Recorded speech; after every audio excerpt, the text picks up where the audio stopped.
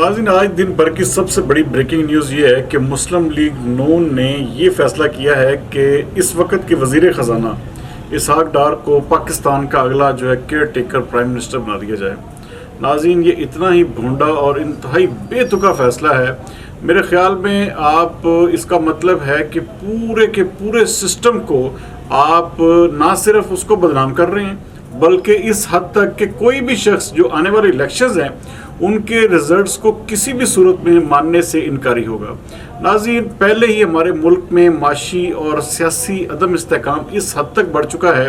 کہ جب تک اس ملک میں الیکشن نہیں ہوں گے تب تک کوئی بھی کسی بھی طرح کا کوئی استحکام آپ اپنے ملک میں نہیں دیکھیں گے۔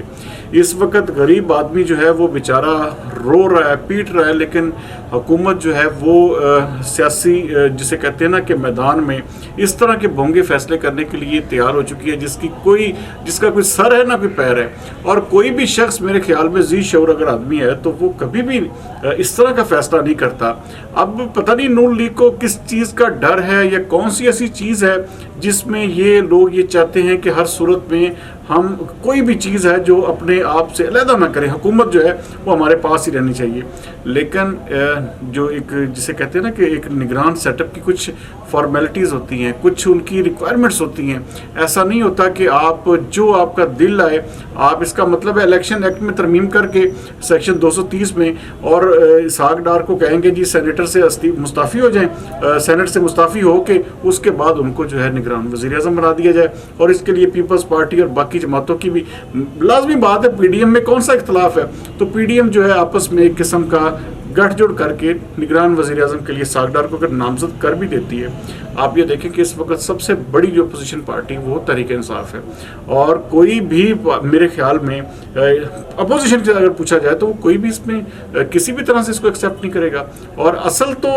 نگران سیٹ اپ جو ہوتا ہے وہ اپوزیشن اور حکومت کی مرضی سے ہوتا ہے۔ یہ نہیں کہ آپ سب کو اپنے ساتھ ملا لیں اور اس کے بعد آپ اس طرح کے فیصلے کریں۔ اور یہ ایک قسم کا یہ یاد رکھیے گا ناظرین، مسلم لیگ نون اس فیصلے میں پھر روئے گی، کیونکہ یہ الیکشن جو آنے والا ہوگا اس کو پوری دنیا ماننے سے انکار کرے گی۔ ہمارے ملک میں تو پہلے ہی قسم کا عدم استحکام چل رہا ہے، تو اگلے جو آپ 2 سال 4 سال 5 سال ہوں گے تو وہ اسی ہاہاکاری میں گزر جائیں گے کہ جی الیکشن فری اینڈ فیئر نہیں ہوئے، اور الیکشن جو ایک قسم کا نون لیگ نے اپنا بندہ بٹھایا ہوا تھا۔ آپ دیکھیں آج تک وہ نجم سیٹھی کے اوپر ایک جھوٹ بولا گیا، نجم سیٹھی کو ایک قسم کا اس کے اوپر بہتان لگا کے 35 پینچر لگائے، لیکن عمران خان نے اس مسئلے کو پورے 4 سال زندہ رکھا تھا اور اس کے بعد معافی بھی مانگ لی تھی۔ لیکن یہ کیسی بات ہے کہ اب ایسا، وہ تو ایک چھوٹا فیصلہ تھا نا، اب یہ اس سے کہیں زیادہ بڑا اور بے تکا ترین فیصلہ تاریخ میں لکھا جائے گا اگر اس وقت کے وزیر خزانہ کو اگلا کیئر ٹیکر پرائم منسٹر بنا دیا جائے۔ ایسا تو میرے خیال میں کسی بھی دور میں نہیں ہوا، اور یہ اگر میں نہیں سمجھتا، لیکن بہت سارے کریڈیبل جو لوگ ہیں وہ اس حوالے سے یہ انفارمیشن شیئر کر رہے ہیں، مختلف جو ایک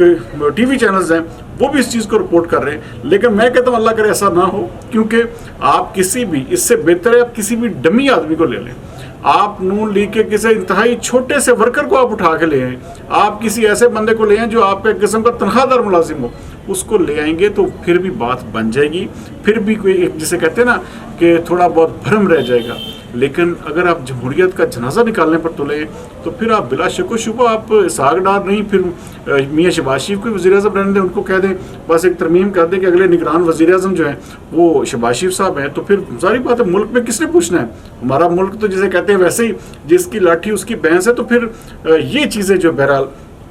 ناظرین کسی طور پر بھی اس کو کوئی بھی نہیں مانے گا، اور جو ذی شعور آدمی ہے، جو تھوڑی بہت عقل رکھتا ہے، فہم رکھتا ہے سیاست کے حوالے سے، وہ یہ فیصلہ کسی بھی صورت میں نہیں مانے گا۔ تو بہرحال اس حوالے سے یہ چیزیں جو ہیں یہ آپ خود اندازہ کر لیں کہ ان کی اس وقت جو ایک جسے کہتے ہیں نا کہ ان کی جو ترجیحات ہیں وہ کیا ہیں۔ ترجیحات صرف یہ ہیں کہ کسی طرح سے اقتدار جو ہے اپنے ہاتھ میں رکھا جائے، کسی صورت میں اقتدار سے دور نہ ہوا جائے۔ تو یہ سارا عمل صرف اور صرف اسی لیے کیا جا رہا ہے۔ اس وقت عوام بیچاری رو رہی ہے، وہ بجلی کے بلوں کو پکڑ کر اس وقت وہ عالم ہے، ہر دوسرا گھر پریشان ہے اور کوئی شخص کسی دوسرے کی مدد کرنے کے لیے بھی تیار نہیں ہے۔ اور اس وقت سارے کے سارے لوگ جو ہیں وہ بل بلا رہے ہیں مہنگائی سے، اپنے اشیاء ضروریہ کی جو قیمتوں سے۔ آپ دیکھیں کہ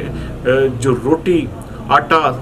دال، چاول، چینی، ان چیزوں کے ریٹس آپ جب